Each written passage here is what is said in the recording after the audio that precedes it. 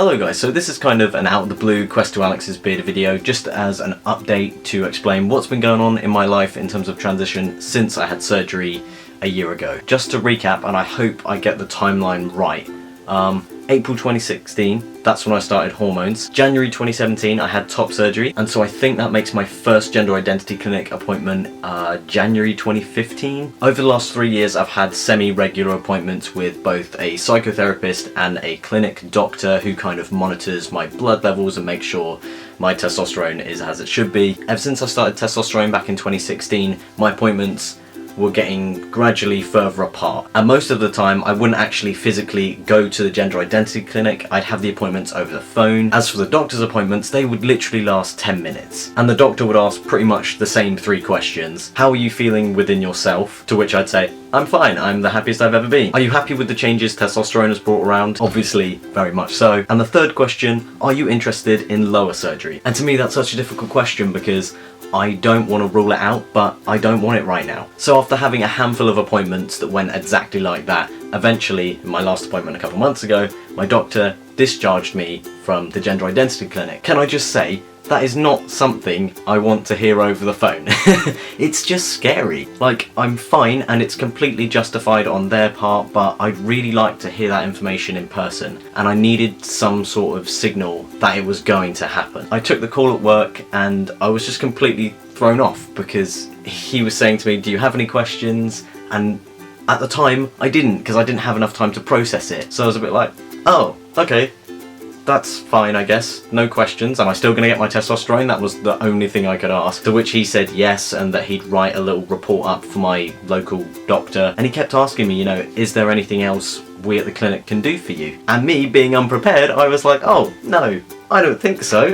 But after we got off the phone, and I had some time to think about it, I started panicking a little bit because I did have questions. What would I do if one day I woke up and thought, shit, I actually really do want lower surgery? Because I'm on testosterone, I need to have a hysterectomy, and I don't know when I need to have that. I don't know what the signs are of me needing to have that. Do I just wait until my body completely shuts down? What? I just really wasn't ready for that conversation, and I was panicking so much that that very night I emailed him and I said, please don't discharge me. I have questions and I think I'd benefit from the psychotherapy there. I was using anything as an excuse to kind of keep that link between myself and the gender identity clinic. And you know, I'd never even heard of anybody being discharged from a GIC before, so it was all very confusing and new to me. After I sent the doctor that email, he got me an appointment with my psychotherapist again, and in that call she kind of brought to light a lot of the things I was worried about, and she attempted to explain why I was being discharged too. The way NHS funded GICs in the UK operate is changing. What I took from it is that instead of having both psychotherapist and a doctor, you're now being assigned just one specialist person in an attempt for them to bring in and out more patients, which is great. It's gonna hopefully reduce the waiting lists. But will our care suffer as a result of that? That's the question I'm kind of asking myself right now. Like I said at the beginning of this video, I wasn't really getting anything from the psychotherapy or the doctor's sessions, but I still would have liked to maintain that link with the GIC if anything were to come up. I just feel a little bit like I've been abandoned and I'm out on my own right now. I was trying to explain to my psychotherapist that I do have some issues that I really need to talk about, but because they're not gender specific, she said, I need to find somebody else for that. And I guess that's okay, it's just finding that person and kind of building that trust relationship with again. So in terms of what is next for me within my transition, I know I need a hysterectomy. Like I said, I'm a little bit worried because I don't know when. To be honest, I just want to get it out of the way.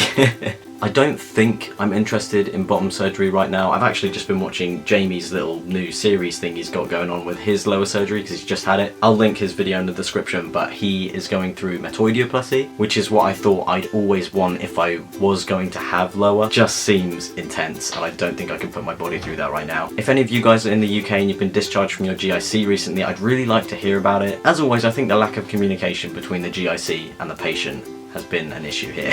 Not the action of discharging me itself. So that's it. That's my update. I'm not sure when my next Quest to Alex's Beard update will be. Saying that, it'll probably be in April for my 2 years on T video. That's exciting. I cannot believe it's been 2 years. Okay, that is it from me. I'm gonna go. I love you guys. Thank you so much for watching. My next video will be a part of my advice series, so if you need help with anything, just comment down below. Okay.